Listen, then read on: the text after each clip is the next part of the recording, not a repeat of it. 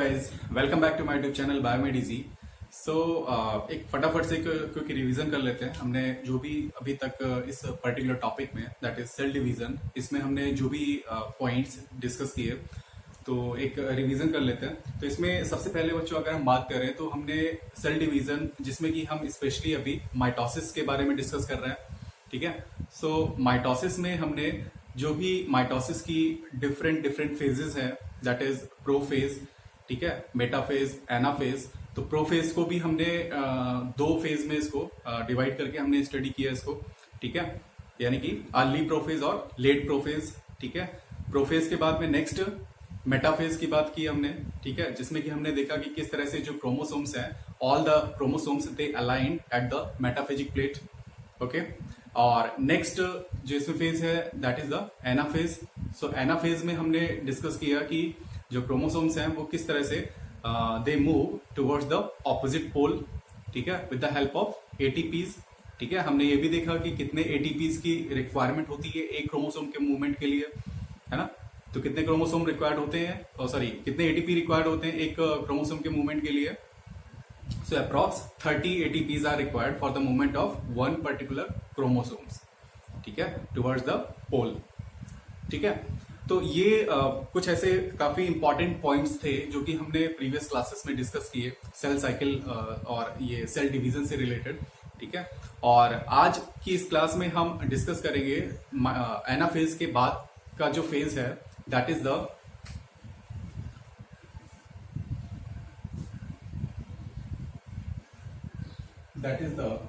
Telophase, okay. सो telophase की अगर हम बच्चों बात करें तो telophase it is the reverse of the prophase, ठीक है। यानी कि जो भी चेंजेस प्रोफेज में हुए, प्रोफेज जो कि हमने सबसे पहले फेज पढ़ी थी माइटोसिस में, सो जो भी चेंजेस प्रोफेज में हुए, सो ऑल द रिवर्स, ठीक है, चेंजेस आर द टेलोफेज, ठीक है। यानी जो भी चेंजेस हुए प्रोफेज में उसके जस्ट ऑपोजिट यहां पर टेलोफेज में होता है, ठीक है। तो हम देखते हैं कि इस तरह से ये होता है। So this is the cell. So हम एनिमल सेल की बात कर रहे थे तो इसलिए ये क्या है, एनिमल सेल, ठीक है। और प्रोफेज में हमने डिस्कस किया था, प्रोफेज में सबसे पहला जो चेंज हुआ था वो क्या हुआ था, all the membranes including nuclear membrane, ठीक है। All the membranes means plasma membrane, Golgi membrane and all the other membranes including nuclear membrane they disappear, ठीक है। सारी मेम्ब्रेन जो थी वो क्या हो रही थी, वहां पर डिसअपियर हो रही थी, ठीक है। बट हमने क्या बोला कि अब यहां पर क्या होगा, टेलोफेज में जितनी भी मेम्ब्रेन्स हैं, all the membranes including what, nuclear membrane, they reappeared, ठीक है। यहां पर क्या होगा, ये फिर से बनना स्टार्ट हो जाएंगी, सारी की सारी जो मेम्ब्रेन्स हैं ये यहां पर reappear, they start reappearing, okay. So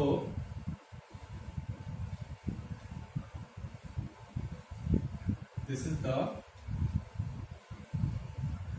membrane, ठीक है।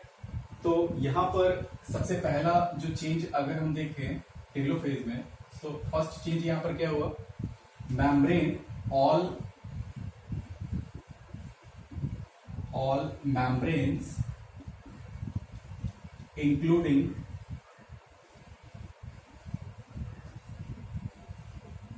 न्यूक्लियर मेम्ब्रेन रीअपियर्ड, ठीक है। क्योंकि अब यहां पर क्या है, सेल डिवाइड होने जा रही है, यानी सेल दो पार्ट में डिवाइड होने जा रही है। और जब दो पार्ट्स में डिवाइड होने जा रही है सेल, तो यहां पर सारे ऑर्गेनल्स फिर से बनना स्टार्ट होंगे ना, क्योंकि एक सेल में सारे ऑर्गेनल्स होने चाहिए, एंडोप्लाज्मिक रेटिकुलम भी होना चाहिए, गोल्जी बॉडी भी होना चाहिए, है ना, माइटोकॉन्ड्रिया भी होना चाहिए, और न्यूक्लियस जो है, न्यूक्लियस भी वहां पर होना चाहिए। So, इस तरह से so all these organelles are required, that's why here the reappearance of all the membranes, ठीक है, including what, nuclear membrane, ठीक है। So this is the first change in the telophase. Okay, next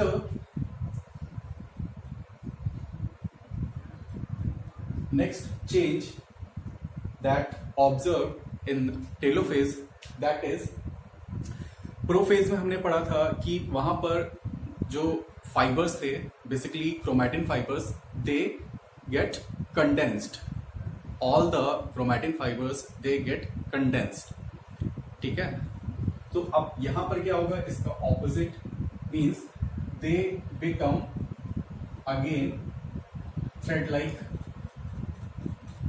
okay, so they become again thread like. So here chromosomes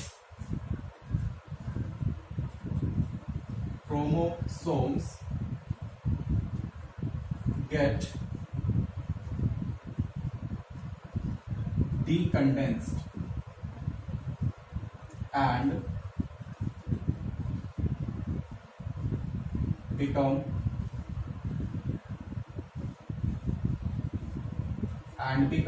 thread like. That is called as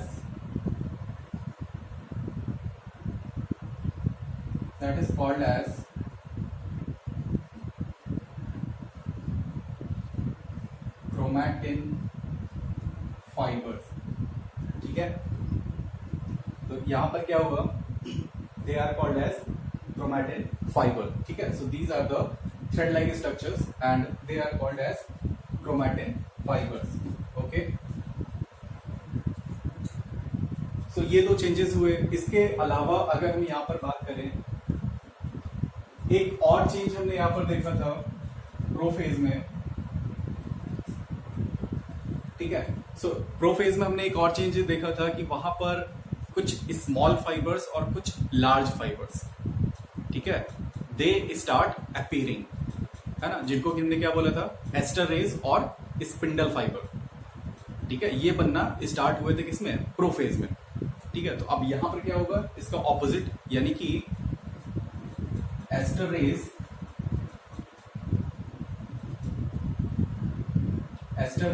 and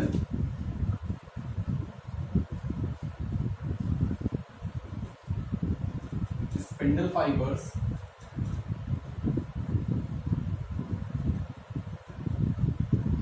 disappear. इस तरह से लिख सकते हैं आप इसे.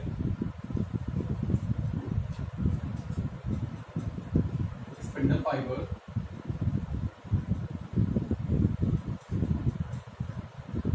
डिसअपीयर. ठीक है, तो यहां पर जो भी चेंजेस हुए इस तरह से, तो सबसे पहला चेंज यहां पर क्या हुआ, all the membranes including nuclear membrane. ठीक है, यहां पर आपको याद रखने वाली चीज ये है कि यहां पर मैंने सारे मेम्ब्रेन्स के बारे में नहीं लिखा है. ठीक है, एंडोप्लाज्मिक रेटिकुलम और Golgi membrane, so all the membranes. ठीक है, तो ये आपको इसमें आपको दिमाग में रखना है कि यहाँ पर जितनी भी मेम्ब्रेन्स हैं, जितने भी ऑर्गेनल्स हैं, सेल ऑर्गेनल्स, उन सभी की जो मेम्ब्रेन्स हैं including this nuclear membrane, all the membranes they start reappearing. ठीक है, फिर से बनना स्टार्ट हो जाएंगे यहाँ पर. Second, chromosome get decondensed. ठीक है, क्रोमोसोम जो कि प्रोफेज में क्या हुए थे, क्रोमोसोम वो क्या हो रहे थे, कंडेंस हो रहे थे. ठीक है, कंडेंस हो रहे थे. और यहाँ पर अब क्या होगा, जो क्रोमोसोम्स है वहां पर जो क्रोमैटिन फाइबर्स थे, ठीक है, प्रोफेज में क्या था, प्रोफेज में क्रोमैटिन फाइबर्स, और क्रोमैटिन फाइबर्स क्या थे, वो थ्रेड लाइक स्ट्रक्चर्स थे and they get condensed and become chromosomes. ठीक है, अब फिर से यहाँ पर क्या होगा कि अब जो क्रोमोसोम्स है दे बिकम डीकंडेंस्ड. ठीक है, and after this decondensed they become the thread like structure and these thread like structures are called as chromatin fibers. ठीक है, so these chromatin fibers means thread like structures, they again वो reappear. ठीक है, and last change that we observe in the telophase, that is ester rays and spindle fibers, they disappear. ठीक है, अब इनकी कोई भी रिक्वायरमेंट नहीं है, तो ये क्या होंगे, अब ये डिसअपीयर हो जाएंगे यहाँ पर. ओके, नेक्स्ट, तो ये तो था बच्चों टेलोफेज के बारे में. टेलोफेज के बाद में जो नेक्स्ट यहाँ पर अब प्रोसेस होगा, that is the cytokinesis. Okay, यहाँ तक हमने पढ़ लिया, हमने देख लिया कि न्यूक्लियर डिवीजन के बारे में हमने जो भी पॉइंट्स थे वो सारे पॉइंट्स हमने डिस्कस कर लिए, ठीक है, यानी कि कैरियोकाइनेसिस से रिलेटेड, ठीक है, कैरियोकाइनेसिस से रिलेटेड जो भी यहाँ पर पॉइंट्स थे हमने सारे पॉइंट्स डिस्कस कर लिए। नेक्स्ट अब जो यहाँ पर प्रोसेस आएगा that is the cytokinesis. Cytokinesis means division of cytoplasm, okay, so the division of cytoplasm. So now here what would happen, so here this membrane it start invaginate, ठीक है, यहाँ पर ये जो membrane है, अब ये membrane क्या होगी, ये इनवेजिनेट यानी अंदर की तरफ ये जो है ये फोल्ड होना स्टार्ट होगी, इसको बोलेंगे इनवेजिनेट होना, ठीक है, this is the invagination. So the membrane start invagination, that is the furrow like structure. So this is the furrow, okay, and here, ठीक है, और ये जो इन्वेजिनेशन है ये धीरे धीरे और अंदर की तरफ मूव करता जाएगा, ठीक है, धीरे धीरे क्या होगा, ये अंदर की तरफ इस तरह से ये मूव करता जाएगा, ठीक है, और here the nuclear membrane and these are the chromatin fibers, okay, so this is the animal cell. So in animal cell the furrow formation, so इसको आप देख सकते हैं cell furrow, okay, cell furrow. अब नेक्स्ट क्या होगा, यहाँ पर ये जो फरो है या इन्वेजिनेशन है ये और ज्यादा इनर्ट डायरेक्शन में ये मूव करता जाएगा, और जो सेल है ये these cell will be separated into two different daughter cells, okay,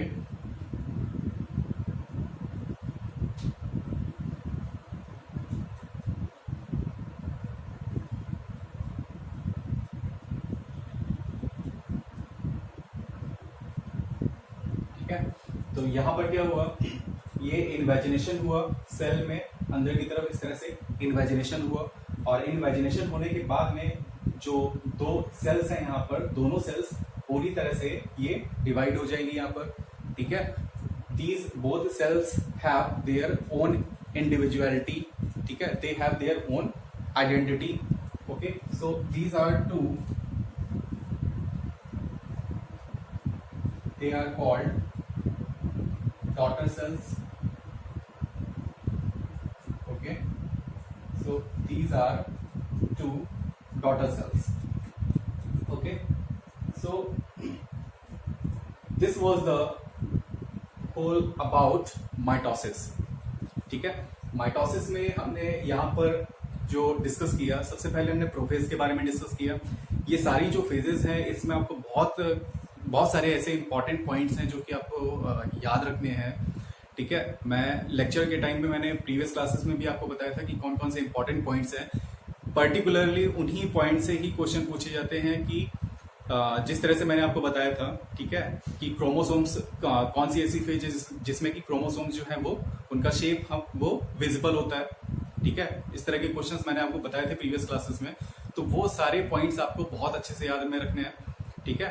prophase हो गया, प्रोफेज के बाद हमने मेटाफेज के बारे में बात किया मेटाफेज में, और नेक्स्ट हमने बात किया एनाफेज के बारे में, ठीक है, एनाफेज में जो भी चेंजेस हुए उनके बारे में, एटीपी की रिक्वायरमेंट होती है, ये सारी चीजें हमने डिस्कस की, और नेक्स्ट हमने डिस्कस किया टेलोफेज के बारे में, ठीक है। Telophase it is the reverse of the prophase, it is what, it is the reverse of the prophase, all the changes those occur during the prophase, ठीक है, so the reverse of prophase is the telophase, ठीक है। यहाँ पर क्या होगा, सारी membranes जो है वो फिर से अपीयर होना स्टार्ट होगी। हमने इस डायग्राम में शो नहीं किया है, हमने सिर्फ न्यूक्लियर मेम्ब्रेन को ही यहाँ पर शो किया है, बट आपको याद रखना है कि यहाँ पर जो भी मेम्ब्रेन्स है ठीक है, चाहे एंडोप्लाज्मिक रेटिकुलम हो, गोल्जी हो, कोई भी मेम्ब्रेन हो, सारी मेम्ब्रेन यहाँ पर फिर से बनना स्टार्ट हो जाएंगी, including this nuclear membrane. Okay, next chromosome जो है वो कैसे थे? क्रोमोसोम यहाँ पर क्या होंगे, वो डीकंडेंस्ड होना स्टार्ट होंगे। प्रोफेज में क्या था, वहां पर थ्रेड लाइक स्ट्रक्चर्स थे, है ना, थ्रेड लाइक यानी कि क्रोमैटिन फाइबर्स थे वहां पर। So chromatin fibres they get condensed, और कंडेंस्ड होकर के उन्होंने क्या बनाया था, कंडेंस्ड होकर के उन्होंने क्रोमोसोम्स बनाए। ठीक है, अब यहाँ पर क्या होगा कि ये जो क्रोमोसोम है ये क्या होंगे, डीकंडेंस्ड होकर के क्रोमैटिन फाइबर बनाएंगे। नेक्स्ट यहाँ पर अब एस्टर रेज और स्पिंडल फाइबर्स की कोई रिक्वायरमेंट नहीं है। ठीक है, तो इसलिए क्या होंगे, ये डिसअपियर होना स्टार्ट हो जाएंगे। ठीक है, और तो यहां तक का जो प्रोसेस था अभी तक का ये था कैरियोकाइनेसिस से रिलेटेड। ठीक है, यानी कि division of nucleus, nuclear division. Nuclear division के बाद हमने एक और प्रोसेस देखा था जिसमें कि साइटोकाइनेसिस की हमें बात करना है। Cytokinesis means division of cytoplasm. Okay, so cytokinesis यहां लिख सकते हैं आप, डिवीजन ऑफ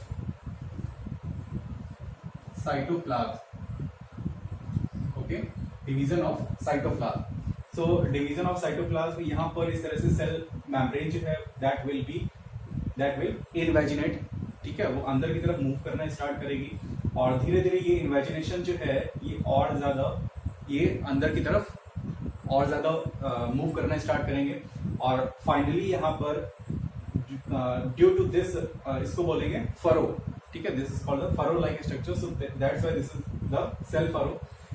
और फाइनली यहाँ पर जो दो सेल्स हैं वो दोनों सेल्स प्रॉपर तरीके से सेपरेट हो जाएंगी, and these both cells are called as daughter cells. ठीक है, they are the daughter sales.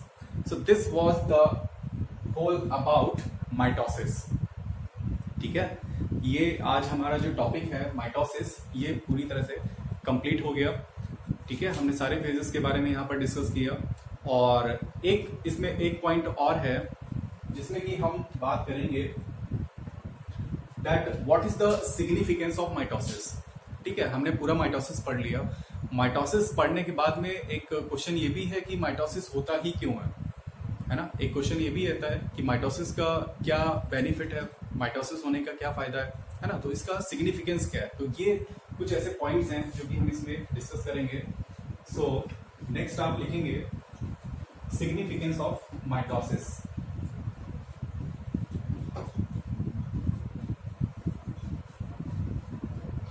Significance of mitosis. So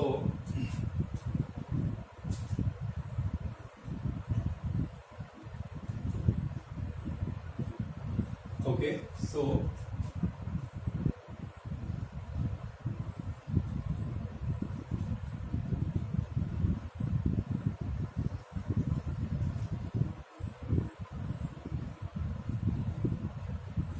okay, so significance of mitosis. So सबसे पहला पॉइंट यहां पर आप लिखेंगे दैट माइटोसिस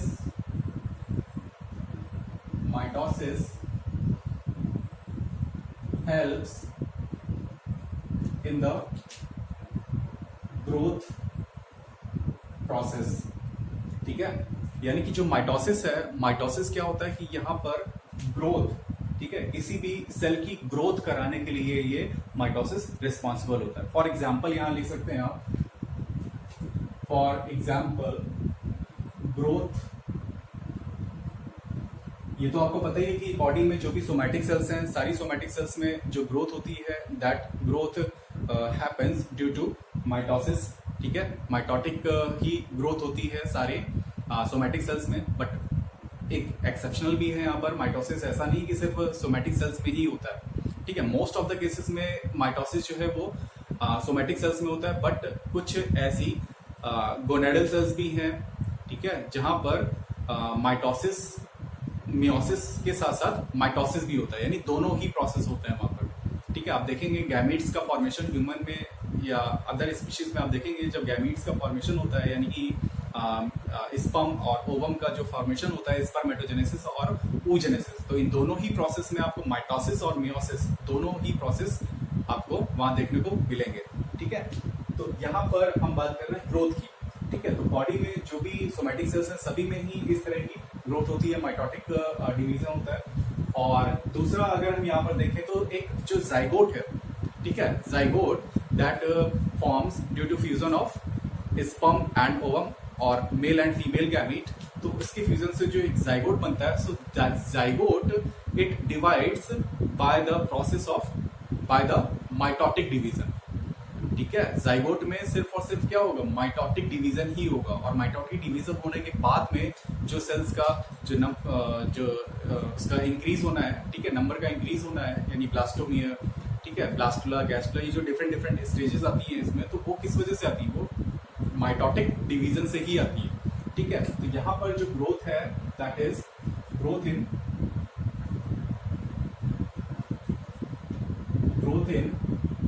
जाइगोट, ठीक है। यहाँ पर जाइगोट का जो ग्रोथ है ये किसकी वजह से होता है, माइटोसिस से, ओके। नेक्स्ट यहाँ पर आप देखेंगे that it helps in the repair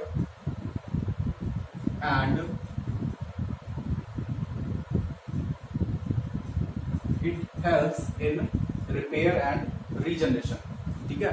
तो यहाँ पर क्या होता है कि हमारे बॉडी में कोई भी अगर रिपेयर होना है, ठीक है, कोई सेल है ऐसी जो कि डैमेज हो गई है, ठीक है, और उस डैमेज का अगर उसको रिपेयर होना है, या फिर दूसरा जो है रीजनरेशन, ठीक है, बॉडी में कई सारे ऐसे पार्ट्स हैं जहाँ पर रीजनरेशन भी होता है, सो रीजनरेशन होने में वहाँ इन सारी चीज़ों में भी हम देखेंगे कि वहाँ पर माइटोसिस जो है वो इम्पॉर्टेंट रोल प्ले करता है, ठीक है।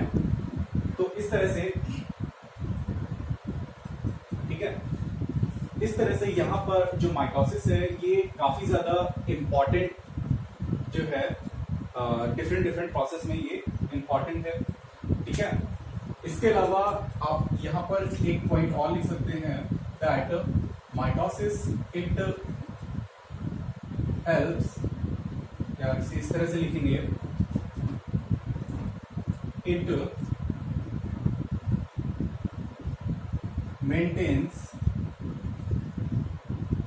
maintains the chromosome number. It maintains the chromosome number in cells, ठीक है। यानी सेल्स में आपने देखा कि माइटोसिस जो प्रोसेस है इसमें क्रोमोसोम नंबर क्या होते हैं, सेम ही रहते हैं, यानी कि जो सेल्स बनती है दे आर आइडेंटिकल, एक तरह से आप बोल सकते हैं। आइडेंटिकल का मीनिंग क्या हुआ, आइडेंटिकल मीन्स यहाँ पर आप जो लेंगे, so chromosome numbers they are same as the parent, ठीक है। तो अगर डिप्लॉइड होगा तो डिप्लॉइड जो सेल्स बनेंगी यहाँ पर डॉटर सेल्स, उनमें भी क्रोमोसोम नंबर कैसे होंगे, डिप्लॉइड होंगे, और अगर हैप्लॉइड में माइटोसिस होगा तो क्रोमोसोम नंबर कैसे होंगे, हैप्लॉइड होंगे, ठीक है। तो कहने का मतलब है कि माइटोसिस क्या होता है, माइटोसिस में यहाँ पर क्रोमोसोम नंबर जो है ये सेम ही रहते हैं, तो ये एक इसका माइटोसिस का, ठीक है। तो इस तरह से जो माइटोसिस है, माइटोसिस कई सारे प्रोसेसेस में ये हेल्प करता है, ठीक है, जिसमें कि सबसे पहला पॉइंट जो है ये ग्रोथ का, ठीक है, ग्रोथ हो गया। सेकंड यहाँ पर रिपेयर, बॉडी में कई सारे ऐसे सेल्स हैं जो कि कभी अगर किसी भी तरह का कोई डैमेज हुआ, ठीक है, या बॉडी में अगर रीजनरेशन होना है, किसी भी सेल को रीजनरेट होना है, वापस से बनना है, तो उसके लिए वहां पर माइटोसिस होता है, ठीक है। इसके अलावा इसका एक और सिग्निफिकेंस है कि यहाँ पर जो क्रोमोसोम नंबर है ये मेंटेन रखता है कौन, माइटोसिस, ठीक है। इसके ऑपोजिट अगर आप देखेंगे, अब हम जो नेक्स्ट हमारा जो टॉपिक होगा इसमें हम देखेंगे मियोसिस, जो एक सेकेंड डिवीजन है, सेल डिवीजन, तो उसमें हम देखेंगे कि किस तरह से माइटोसिस, किस तरह से मियोसिस जो है that is totally different from the mitosis, ठीक है। मियोसिस किस तरह से पूरी तरह से डिफरेंट है माइटोसिस से, ठीक है। तो ये सारे चेंजेस हैं जो कि हम देखेंगे नेक्स्ट क्लासेस में, और इससे पहले एक टॉपिक और देखेंगे हम कि माइटोसिस जो कि एनिमल सेल और प्लांट सेल दोनों में होता है, तो दोनों में कुछ डिफरेंसेस हैं, वो डिफरेंसेस भी हम डिस्कस कर लेंगे, ठीक है। तो इस तरह से आज का ये टॉपिक था, और एक जो पॉइंट है इसमें आप एक पॉइंट और ऐड कर सकते हैं इसमें, दैट माइटोसिस इट ऑल्सो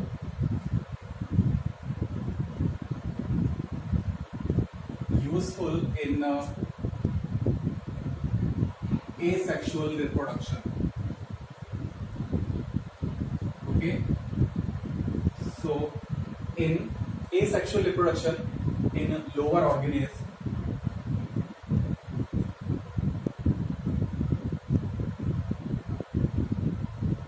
ठीक है, लोअर ऑर्गेनिज्म में जो एसेक्सुअल मोड है रिप्रोडक्शन का, तो वहां पर भी आप देखेंगे कि ये माइटोसिस का जो प्रोसेस है वहां पर भी होता है। ठीक है, तो ये ऐसे कुछ सिग्निफिकेंस है माइटोसिस के। तो ये सारे पॉइंट्स आपको नोट करने हैं। और आज के इस पूरे टॉपिक में, यानी कि पूरा जो माइटोसिस हमने कवर किया स्टार्टिंग से लेकर के और एंड तक, अगर कहीं पर भी किसी भी तरह का कोई भी डाउट आता है आपको, तो आप तुरंत कमेंट करके और वहां पर अपना जो डाउट है वो क्लियर कर सकते हैं, क्योंकि इस प्रोसेस का समझना काफी ज्यादा इंपॉर्टेंट है। बहुत सारे क्वेश्चंस जो हैं इससे पूछे जाते हैं, डिप्लॉयडी पर बेस्ड क्वेश्चन पूछे जाते हैं। ठीक है, और जो इवेंट्स होते हैं, जो डिफरेंट फेजेस में जो इवेंट्स होते हैं, तो उन इवेंट्स पर बेस्ड क्वेश्चंस पूछे जाते हैं। ठीक है, तो ये इसलिए ये टॉपिक का, इस टॉपिक का और जो नेक्स्ट टॉपिक है मियोसिस, तो इन दोनों टॉपिक का क्लियर होना बहुत ज़्यादा ज़रूरी है। ठीक है, तो कहीं पर भी अगर आपको डाउट आता है तो आप तुरंत पूछें। ठीक है, और इसके अलावा अगर आपको वीडियो अच्छा लगे, इंफॉर्मेटिव लगे, तो आप उसे लाइक ज़रूर कर दें। ठीक है, और शेयर आप ज़्यादा से ज़्यादा करें वीडियो को, जिससे हर बच्चे तक ये पहुंच पाए। और इसके अलावा अगर आपने चैनल को सब्सक्राइब नहीं किया तो आप वो भी कर लें। वो तो हर वीडियो में इस तरह से बोलता हूँ आपसे, तो आप वो भी कर लें, और बेल आइकन होगा तो आप वो भी प्रेस कर लें। ठीक है, और सबसे जो मेन जो इम्पोर्टेंट पॉइंट है यहाँ पर, कि अगर आपको कहीं पर भी कोई भी डाउट आ रहा है तो आप क्वेश्चन जरूर पुटअप करें। ठीक है, क्योंकि जब आप क्वेश्चन पूछेंगे तभी समझ में आएगा कि आपको किस जगह पर क्या प्रॉब्लम आ रही है। ठीक है, और कोई भी अगर आपका सजेशन हो तो वो भी आप कमेंट करके आप बता सकते हैं। Okay, thank you.